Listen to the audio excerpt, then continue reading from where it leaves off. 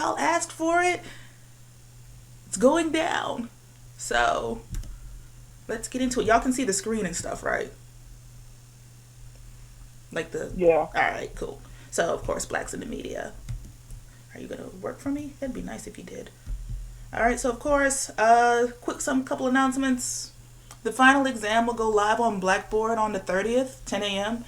and it'll be due 11:59 Saturday. So it'll go live that Thursday and it'll be due by Sunday morning, before Sunday morning, 11:59 on May 2nd.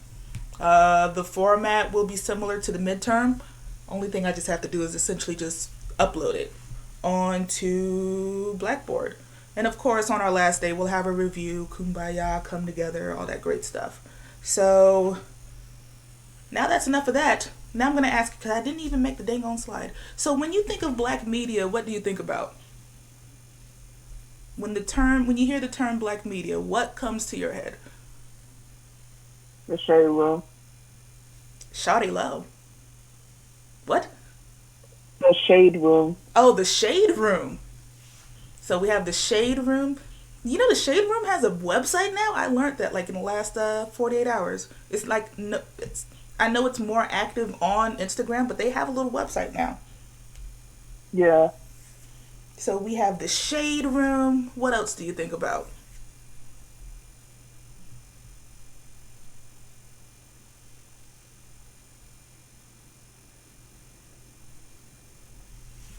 What about BET, Dr. Mac? Yeah, the BET too. Even though one would argue BET is not really a black entertainment now, but originally it was, and we'll talk about that.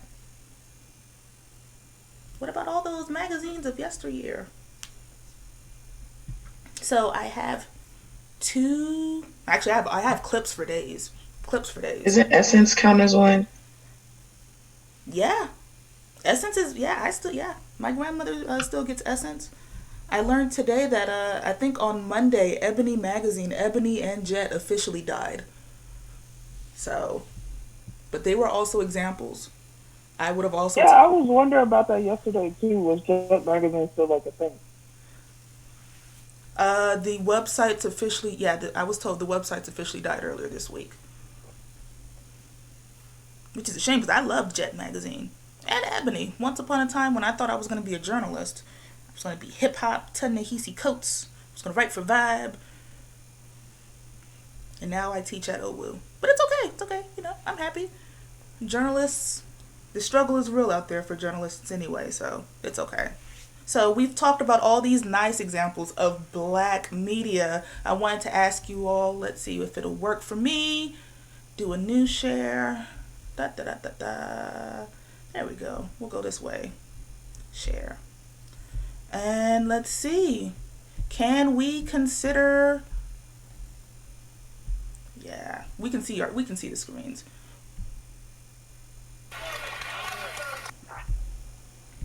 I don't know. That kind of reminds me of like the other day when I was on Instagram. I think it was Waka Flocka or somebody, but that new like flip the switch challenge that's on like TikTok.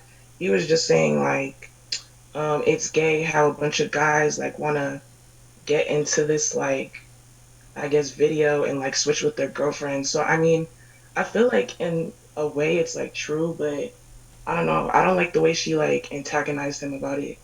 Hmm. So let's see. That's interesting. Oh, like well, don't worry. There's more from quote unquote Montague on Black American Network. So stripping away, I guess, the content of the interview. Think about the structure. So like we saw two black commercials, quote unquote black commercials.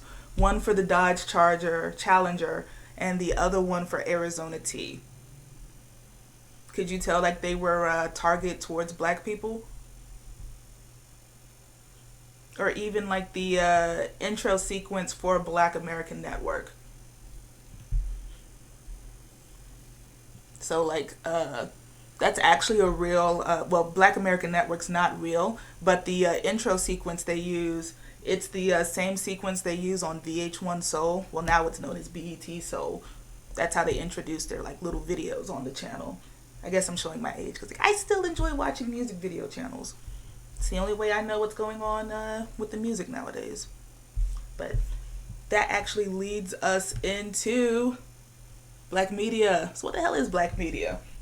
Officially, all black media is just news, entertainment, data, and promotional messages concerning black people that are sent through various communication channels to reach the racial group.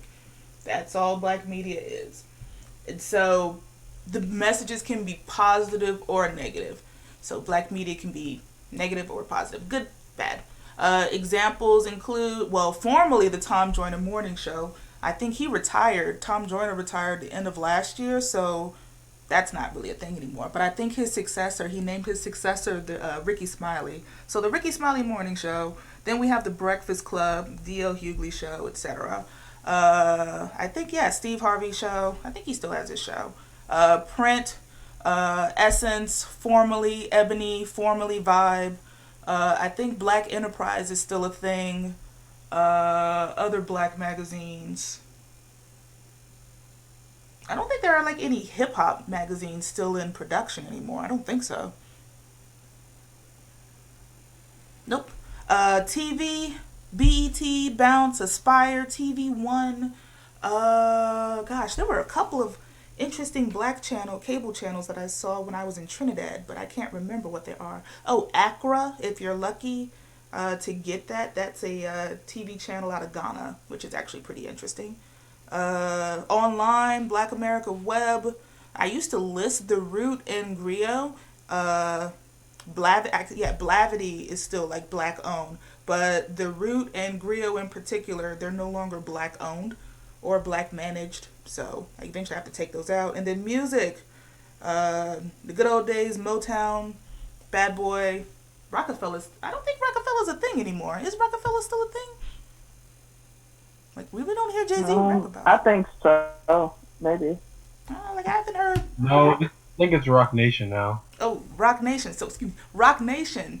Rock Nation. Is Young Money still a thing? Like, I haven't heard not nary Drake or Yes, Nicki it's still a Minaj. thing. Yes. So who's on there besides Drake and Nicki Minaj? Well, Drake Well, has his own like thing. Drake Oh has yeah, that's OVO. right. OVO. So OVO. I should But it's list still OVO. time to no money. So I forgot all about OVO. That's where Division and them are. I like Division. Anyways. So more about black media.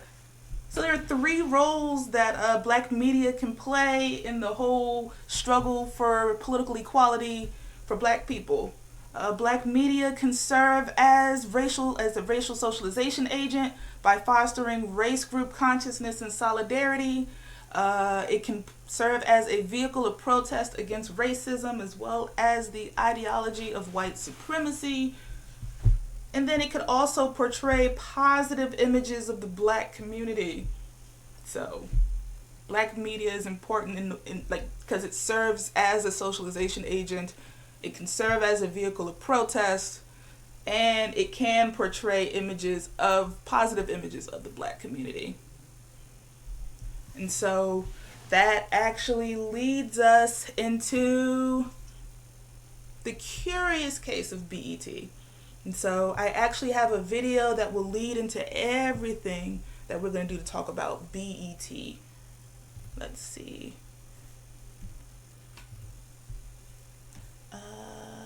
Let's see. Stop the share or mute. So, before we get into the actual timeline, what did y'all think about the video?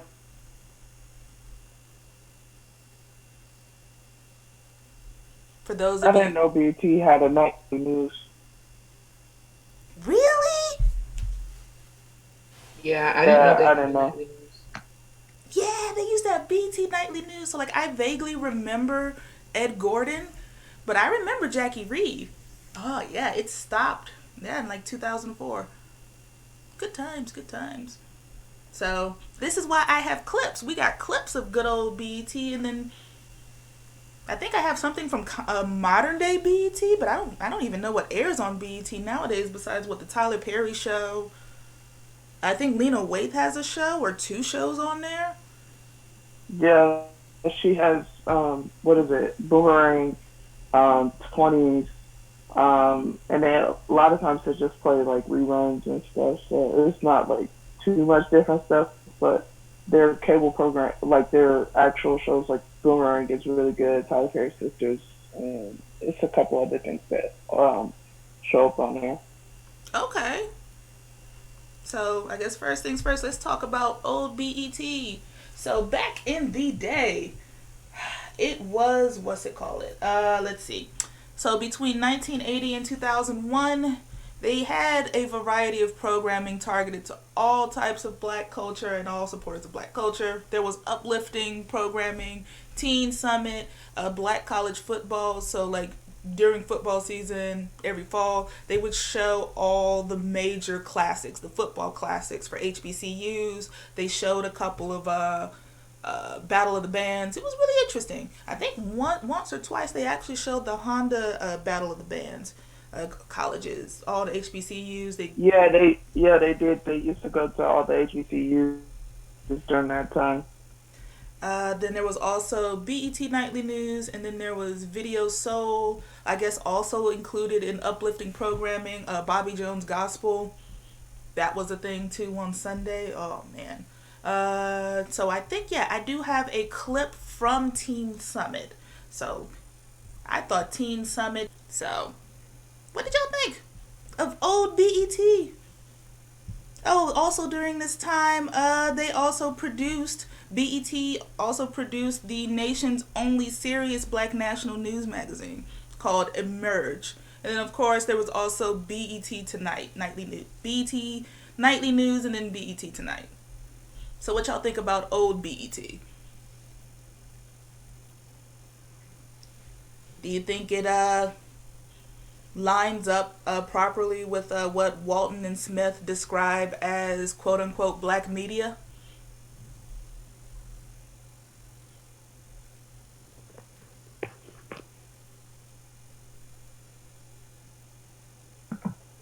Yes. Yes. Yes. Okay. So, of course, everything changed in 2001. Let's see. Bob Johnson sold BET to Viacom for $3 billion, as we saw at the end of the BET overview clip. Viacom is one of the largest TV conglomerates. Viacom also owns Comedy Central, MTV and all its related channels, VH1, Nickelodeon and all its related channels, Spike, etc. If it's not owned by Disney or owned by Universal, it's owned by Viacom in terms of TV channels. And so the way that you can tell if it's the channel that you're watching is a Viacom production, what's been happening the last couple of years is for like when MTV does like its the Video Music Awards, or like what is it, the Movie Awards, or any of those awards, or the same thing with BET and all of those darn awards. When they're airing those awards, they'll air them on all the channels except Cartoon Network. Weirdly enough. So like that's the way you can tell it's a Viacom production usually. Hell, even things like they would normally show on Comedy Central, like a roast. I want to say for Alec Baldwin when they did theirs, when they did Alec Baldwin's roast, they also aired it on Nickelodeon, which I thought was weird, but that's a Viacom production.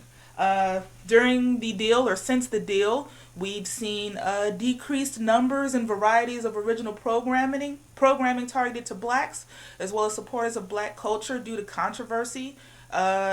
Between 2001 and 2008, there are many scholars that argue that the imagery that was shown during this time, the programming that was shown, negatively impacted the racial community as a whole. It justified racism by affecting stereotypes held about black people, also as well as affecting the psyche of its young viewers through the bombardment of negative images of black people. So the original programming that was known during this time, 106 in Park, which ended in 2014. Can you believe it's been 6 years since 106 in Park? That was my bread and butter when I was coming of age. BET Uncut, which finally ended in 2006. Oh, I have a clip of BET Uncut. What was BET Uncut, Dr. Mac?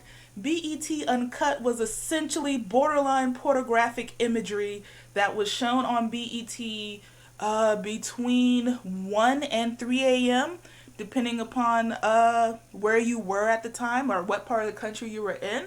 So for myself, we watched BET Uncut at sleepovers. So like there was at least 3 different sleepovers I remember going to between the ages of 12 and 14, where we would try to stay up as late as possible just to catch BET Uncut so we can see videos. Let's see, noteworthy videos from BET Uncut. Chingy, right there. There's an uncut version of that video where there are nude strippers. Another noteworthy video, Nelly's Tip Drill. If you, I think it's like a rite of passage if you're a black millennial.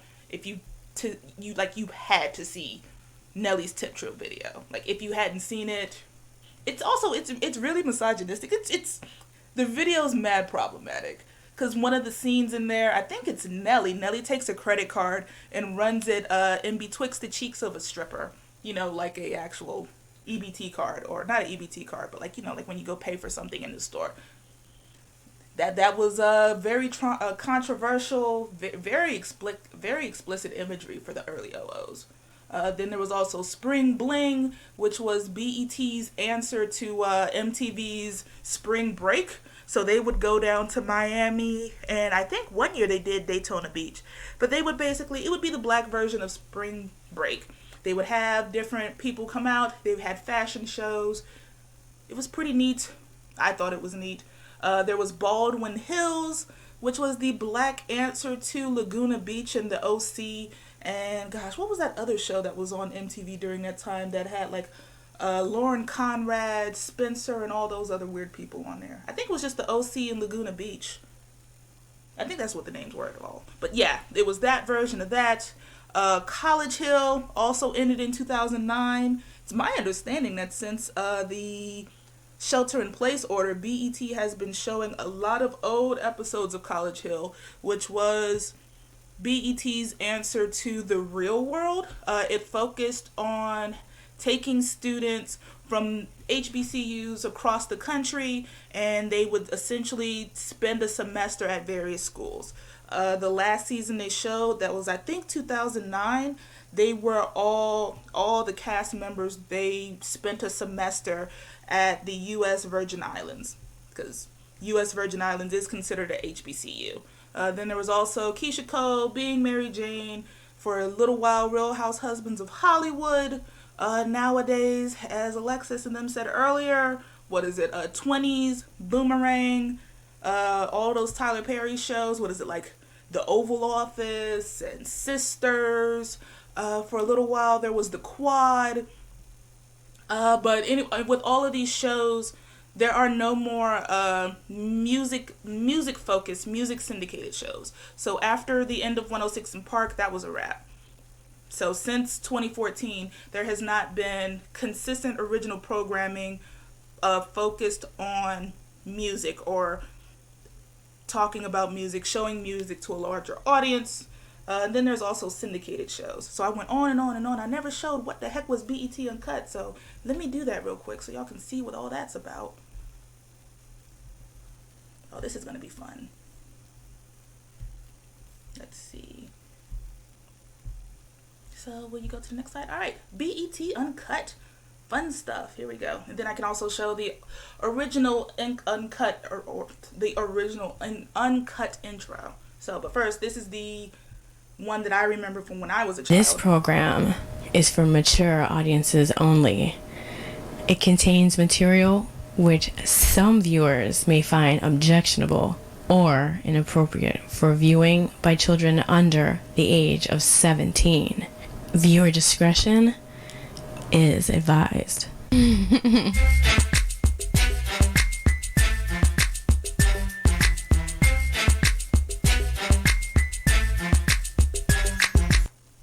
So that's that. that one, and then yeah, might as well play the second one that I remember too.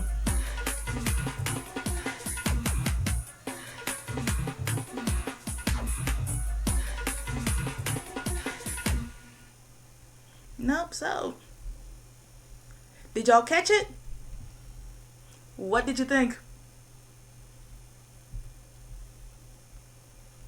I feel like it's problematic. It portrays people black people particularly in a bad light. So you're glad that BET Uncut is no longer a thing? I mean, back then, I don't think it was seen like as problematic, but now it would be very problematic. Well, I mean, do we even really need it? Is BET Uncut truly necessary when you could just go on YouTube and find the same sketch videos? Like, you don't even need the TV to show it to you. So let's see. What else do I have about it? So due to the amount of criticism BET has received over the years, especially in the last 10 to 15 years, BET now heavily censors suggestive content from videos it airs, often with entire verses and scenes removed from certain rap videos. Likewise, BET doesn't air music videos or music shows as often as they used to. Up until, I want to say, 2015, Bobby Jones Gospel was the only music program on BET. However, in 2015, it finally ended. So there is now officially no music programming on BET outside of the ramp up they do for the BET Awards, as well as for the ramp up they do for the Hip Hop Awards. So outside of, what is that, maybe 7 days a year? So yeah, 1 week a year. So the remaining 51 weeks of the year, there is absolutely no music focused programming on BET. Not even the creators of the BET channel like what has become of the channel. Back in 2010, BET co-founder Sheila Johnson said that she herself was ashamed of what the network had become. She doesn't watch it. She suggests to her kids that they don't watch it either.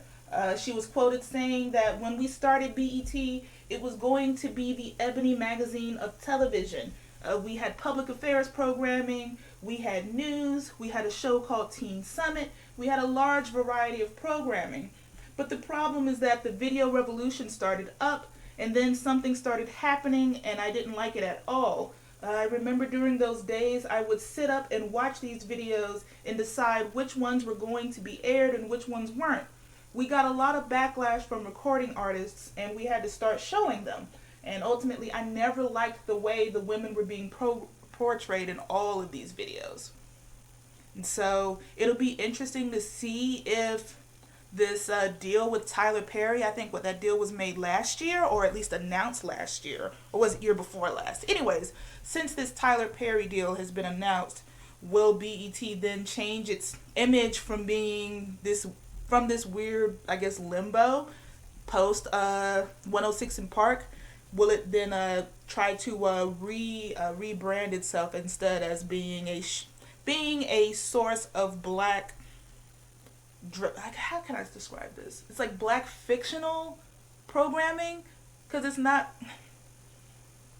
How would I wouldn't say sitcom. I guess, what do you call it? A TV drama, soap opera, the black soap opera channel. For a while, that's what was going to be own Oprah Winfrey's network, but we'll see. And then, of course, BT is still the home of syndicated shows and movies.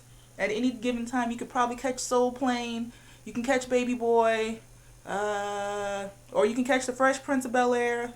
Actually, for the longest time, they used to air The Real. I'm not sure if they're showing The Real anymore. They used to air the Wendy Williams show, Scandal, Martin. God, like at any time, you could catch Martin or Family Matters. Streams a lot of reruns. However, since BET, we've seen the creation of 3 more black focused channels. Primarily, these are TV One, Bounce, and Aspire. TV One was founded in 2004 by Kathy Hughes. It's a subsidiary of Urban One. So if you want to talk about the So yeah, this is actually the second black channel created. The second black channel created, as well as the second black channel created by a black woman, Kathy Hughes. Kathy Hughes is the second black female billionaire no one talks about. TV1, it's similar original programming, quote unquote, to the old days of BET. My friends and I laugh because now they're doing unsungs of people that we listened to when we were teenagers, which lets us know that we're getting old. Like, they done Fat Joe, and I was like, it's time to do Fat Joe already? Wow, Lean Back? That was almost 20 years ago? Wow. Where's time gone? That's TV1. Bounce, founded in 2011 by Martin Luther King III, Will Packer, and Andrew Young. So, of course, yeah, Andrew Young, civil rights leader, legend, former mayor of Atlanta.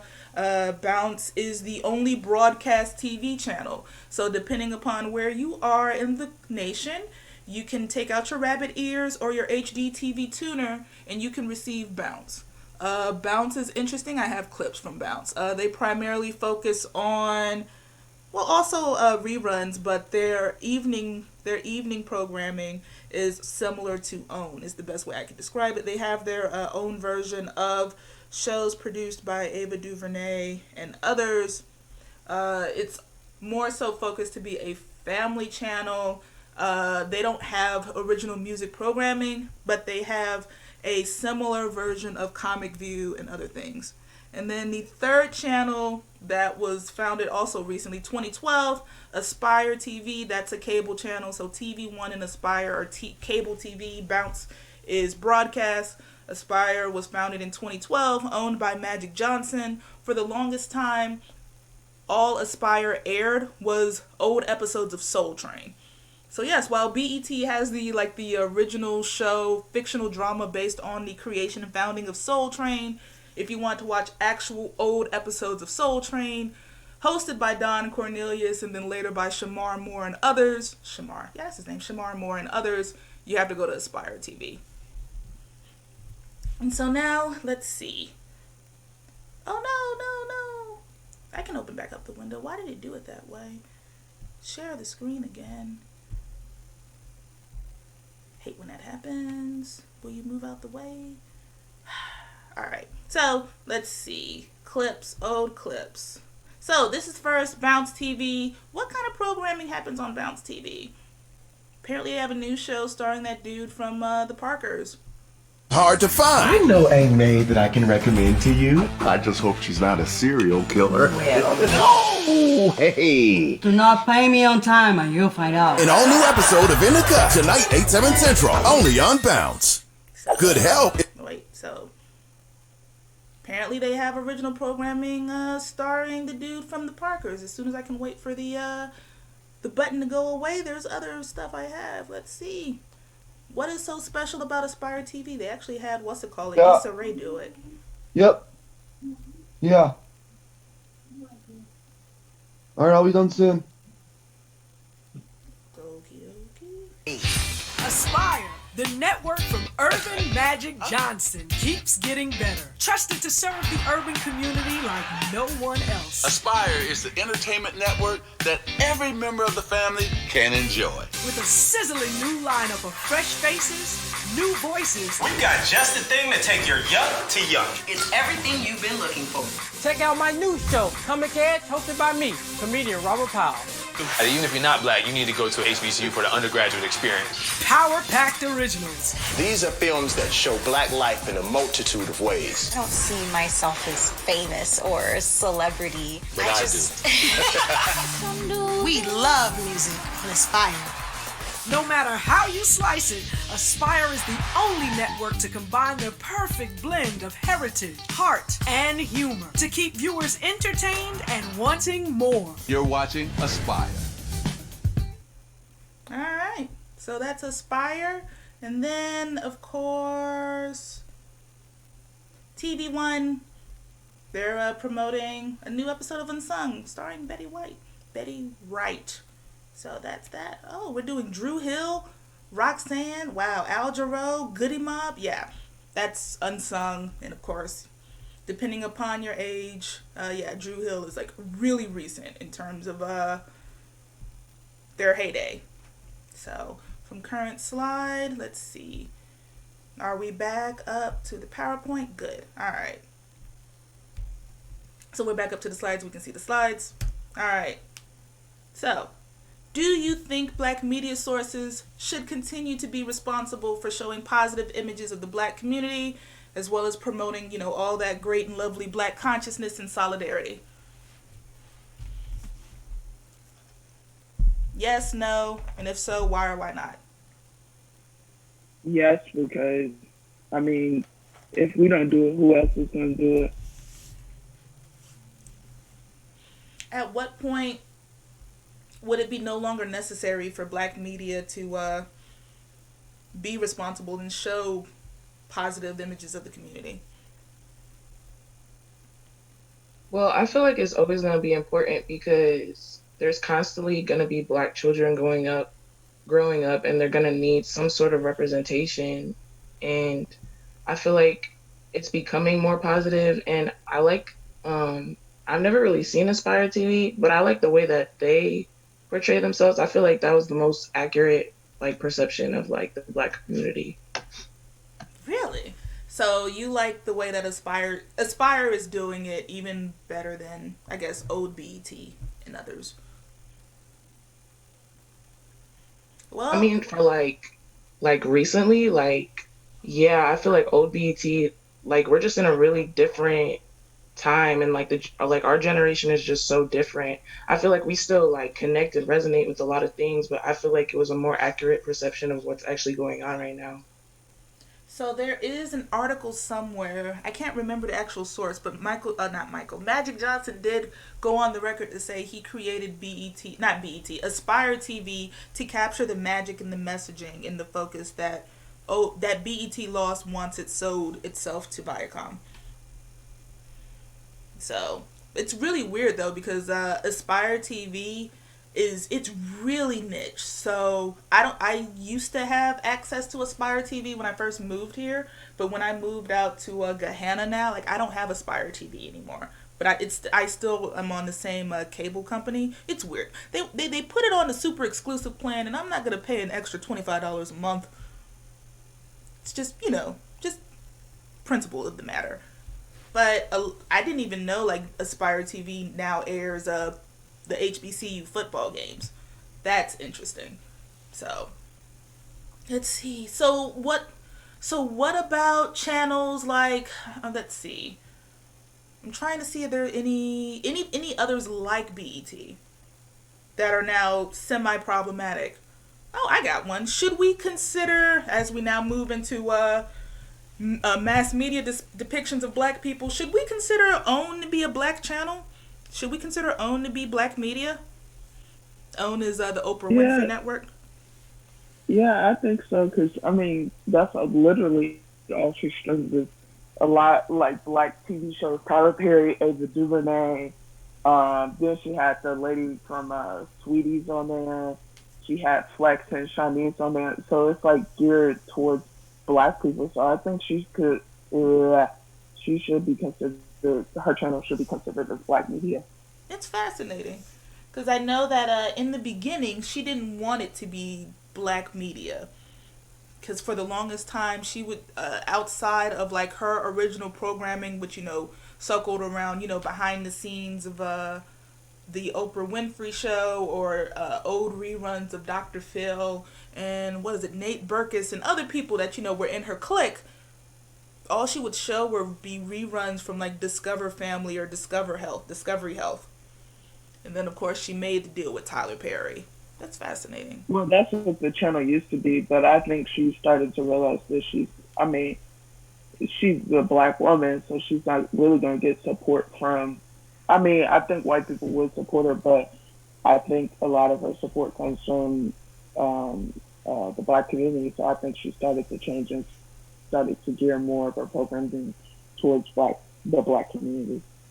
So if we consider OWN to be black media, can we consider her magazine to be black media as well?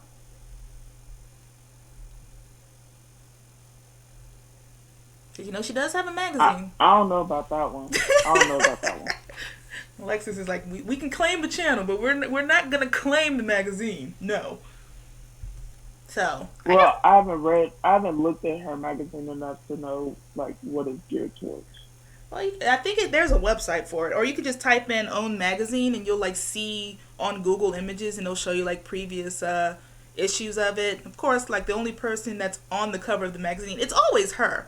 I can't think of any time where it's never been her, but like you can read like whatever the cover stories are and see just like the way they describe them, and then you can like compare that to past cover issues of Essence or Ebony or Jet, and then you can like compare and contrast, and that would also be like an interesting thing to write about in a different course. But anyways, let's get into the mass media depictions of black people. So since the 50s, scholars have found that mass media consistently depicts blacks using negative and stereotypical tropes. Blacks are oftentimes portrayed as poor or criminal-like, or they're often shown as entertainers or athletes, really playing up the Jezebel, playing up Mammy, playing up Sambo, or I can't even remember what is the name of the angry, violent black man? I can't remember. But we'll talk about Mammy and Jezebel more next week when we get into black women politics and black women stereotypes. However, since the 90s, negative depictions of blacks have decreased slightly in the presence of more positive portrayals, but the negative instances still outnumber the positive instances. So let's see, there are far more news anchors, TV news anchors, that are black that are now on mainstream television. TJ Holmes off and on for a while. He was on CNN, off and on ABC for a long time. He even had a news show, a short-lived news talk show on BET. Then there was Tamara Hall, Al Roker is still on there, Robin Roberts. Somehow, weirdly, Michael Strahan is now a news anchor, which that's new. There are plenty of scripted shows, so no longer is it True Blood, The Bold and the Beautiful, Sisters. We can talk about everything that's on BET, everything that's on OWN. There's also reality shows. Bad Girls Club no longer exists, but there are 11 different iterations of Love and Hip Hop. One could argue that VH1, weirdly enough, has taken over in terms of original programming that shows blacks in a stereotypical yet quote-unquote problematic light. VH1 has got that on lock. There's 16 and Pregnant. There's all the TV, anything that's trash like daytime TV. It has black people on it, unfortunately. Music, all the video blocks on VH1, MTV, SoundCloud, weirdly enough, has become a source of trying to identify quote-unquote black rap. Whatever like those SoundCloud rappers are. Let's see, other places that you can find music. Well, there's still Radio 1, iHeartRadio, even though that's considered the mainstream aspects of it. And then, of course, in print, New York Times, The New Yorker, The Atlantic. That link, was I able to pull it up? No. Anyways, if that link does work, you can type in The Atlantic, the Paternity Registry. It was this story that was done back in 2015. It was one of those long form articles that was trailing a black man that actually, I didn't go to school with him, but I know someone that actually went to school with him. It was a huge thing in our community, and I didn't know it made national news, but it was this black guy that was in an interracial relationship. The girl became pregnant, and her folks were extremely racist, and anyways, the girl had promised the boy that she was going to give the baby to him, and then she disappeared off the face of the planet. But he found out in South Carolina and in a couple of states, men can register on these paternity registries, and just in case if the woman decides to put the baby up for adoption, they are notified. So turns out the woman lied, and she decided to put the baby up for adoption essentially without the father's notification. So that like these instances actually happen not very often, but often enough that they created the registry. Long story short, she tried to put the child up for adoption without his awareness, without his knowledge, and he was able to actually sue and get sole custody of the child. But that was an interesting depiction. Anyways, moving onward. So let's talk about how black people are portrayed in political communications. So, of course, first things first, let's talk about priming and framing. Priming refers to the process through which the media images stimulate related thoughts in the minds of audience members. For politics in particular, it refers to the process through which the media talks about some issues and not others. And in doing so, it alters the standards through which people evaluate election candidates. So the ways in which I can say coronavirus and what kind of imagery comes into your head versus COVID-19, or the ways in which I can say the Republican Party versus the GOP versus saying President Trump or even the White House, depending upon the ways in which the media portrays these issues by highlighting some aspects of it and not others, it creates this mental picture that automatically sprouts in people's minds when those keywords or phrases are mentioned. Framing, on the other hand, is a little bit different. You can think of framing as essentially a picture frame. It's the process through which a communication source defines and constructs a political issue or controversy. Frames identify which aspects of a problem are relevant and important. The reason why I said you can think about framing as a picture frame is if you think about a nice piece of artistic imagery that you have, the type of frame that you buy for it can make or break the way a picture looks. You can get your standard $5 frame black that's cheap from Michael's, and of course it'll make it'll do the job. You'll hang it up, it'll be fine. However, or you could spend upwards of $100 and get some ornate gold fancy frame, and you hang it up, and the picture looks totally different. It's still the same piece of art, but oftentimes the frame can make or break a picture. And so framing places the issue in question in a certain dynamic. Framing and priming go hand in hand, and it's really evident in political commercials. And so for racialized political communications in particular, scholars have found that references to race in political campaigns oftentimes affect white voting behavior. And so I have all of these ads that talk about exactly the extent to which these racialized political communications have oftentimes made and broke political campaigns. So they like to take them away. So going back to our lecture as planned, what did you think about those ads? The one for the man that was running for senator, I believe. Yeah, Ford. In Tennessee. It's like, why are all the pictures with him and a white woman, like, I don't know, it's just problematic. If you're ever curious, you should Google Harold Ford. Harold Ford Jr., not his pappy, but him. So they actually manipulated the photo of Harold Ford to make him appear darker than what he really is, to really drive home the fact that he's black. And so like there is all kind of weird things going on. I don't know if you were able to see it on your computer, but if you like pull up the video, like the ad personally, and watch it on that what appears to be a black background, it's not a black background. It's actually really dark, but you see illustrations of black men violating white women, and it's playing all throughout the background of the video. On top of those, those stereotypical, I guess they're like screenshots of old interracial porn. But like they just found like the darkest men with the whitest women and showed those I guess videos. so, because I just Googled him. He's married to a white woman, but it's still problematic. Like, he's not that dark for one. Yeah, he's really fair skinned. Yeah, and I don't know. It's just very, I don't know. So that ad, like I said, that ad cost him the Senate. So like he left his U.S. House seat to run for the Senate. I can't even remember the name of the guy that actually replaced him.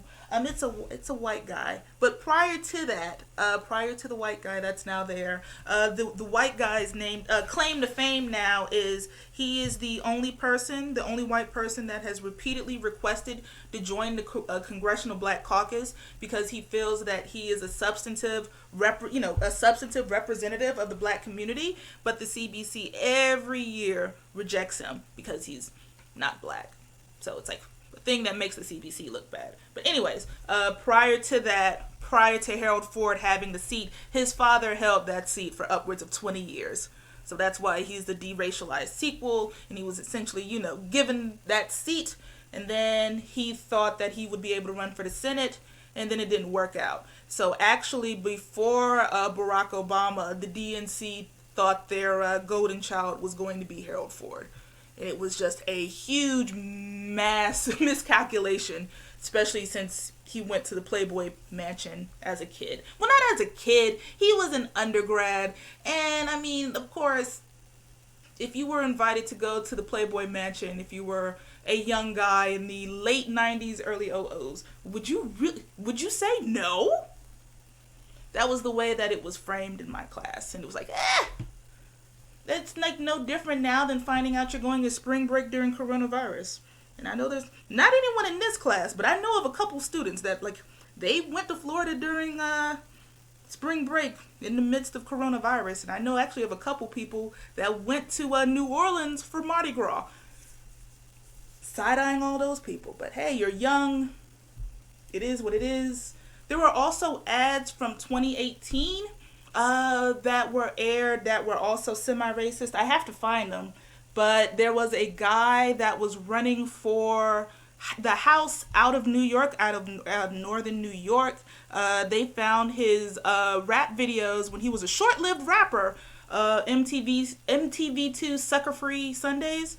They found his rap from that, and they showed that and tried to paint him as a ignorant thug when he's actually a Rhodes Scholar. So, he picked himself up. But the point in showing all of these were to say that ultimately racialized political communications, they still work. They work tremendously well. Be curious to see what kind of ads are ultimately played this fall. And so ultimately that leads into, for the last 9 minutes of class, look, we made a full session, leads into the second reading that was assigned for media and politics. Ishmael White's When Race Matters and When It Doesn't, Racial Group Differences in Response to Racialized Cues. So Ishmael is now a full professor at Duke. Basically, he wanted to know, how does exposure to racial cues and political messages shape the opinions of black people? And so what he argued was racial cues in most forms of political communication serve to activate racial attitudes for blacks. So to trigger that linked fate, to get these individuals to use their black utility heuristics and respond and choose policies that are beneficial to the racial group as a whole. Let's activate that linked fate and get that BUH running. And so, of course, in response to that cue, blacks should not only engage the non-racial considerations suggested by the content and framing of said issue, but it should also increase their reliance on these racial considerations. When these cues are absent, when these cues are not absent, blacks, just like whites, have no reason to attach their racial beliefs to a non-racial issue. Without a racial cue, blacks should see the policy in the same manner whites should see the policy, with partisanship and ideology. And so he went about doing this using 2 survey experiments. For the first experiment, he used the burgeoning war in Iraq as a model. He wanted to know, could there be explicit and implicit racial cues attached to a non-racial issue? And so the way that he went about doing this, he created 2 different articles. Actually, I take that back. 4 different articles. There were 4 articles that was talking about the deployment of soldiers, of the newest batch of soldiers out to Iraq. And so there was a explicit racial cue and an implicit racial cue. The explicit racial cue was the exact number of black people that were going to be deployed in this upcoming troop that was going to be deployed. And so it was talking about how many were going. The implicit cue was the discussion of one soldier in particular, if I recall correctly, that said soldiers like us, one black soldier. So saying like us versus the explicit number or explicit mentioning of race as a whole.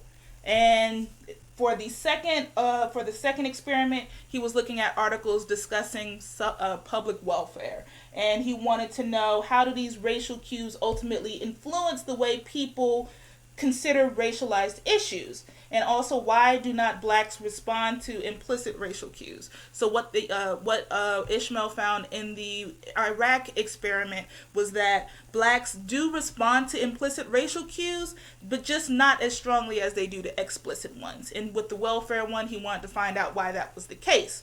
And ultimately, he found overarching in both experiments was that whites and blacks respond to racialized cues differently. Explicit and implicit racial cues activate this linked fate among black people, which ultimately influences their opinions. However, implicit cues only affect opinions if they don't activate negative opinions about black subgroups. So for the implicit activation in the welfare experiment in particular, it actually caused black participants to express opposition or less support for the welfare policies in question in that survey. And that's because implicit cues do not provide enough information for black respondents or for black people as a whole to determine whether or not this is something that the racial group could actually benefit from. Implicit cues, which we would find later from research from Cheryl Laird and from actually their new book that just came out, these implicit cues creates wiggle room for African Americans to not think about the racial group as a whole, but to instead focus on the subgroup that they think would benefit or should not benefit from the policy or from the issue in question. And so it's during these explicit cues that we see actually the opposite effect actually happening. And that ultimately ambivalence moderates impact of cues on opinion. And I think, yeah. And so this is where we end. If you want more information about like what Ishmael White does, you could talk to me. In fact, that's how I came up here to Ohio to study with him. And then he left and went to George Washington. Then he went to Duke. And now allegedly he's going to be at Princeton in the fall. That's going to be fun stuff. But yeah. That's the end of Blacks in the Media. Any questions? Any thoughts? Anything you want me to go back and clarify?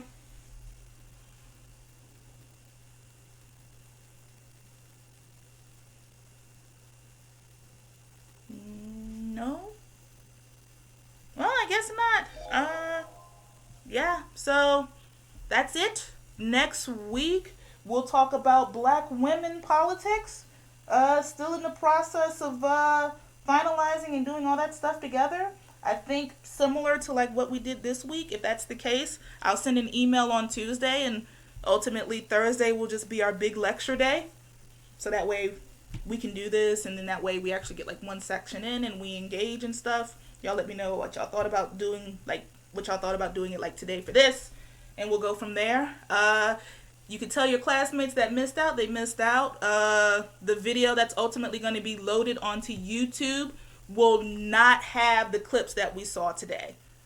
So it's going to be pared down, and it's going to look a little glitchy because, of course, I have to go in and edit all the videos that we watched together because, you know, I'm not going to have YouTube pull our video because of X, Y, and Z. So also keep that in mind.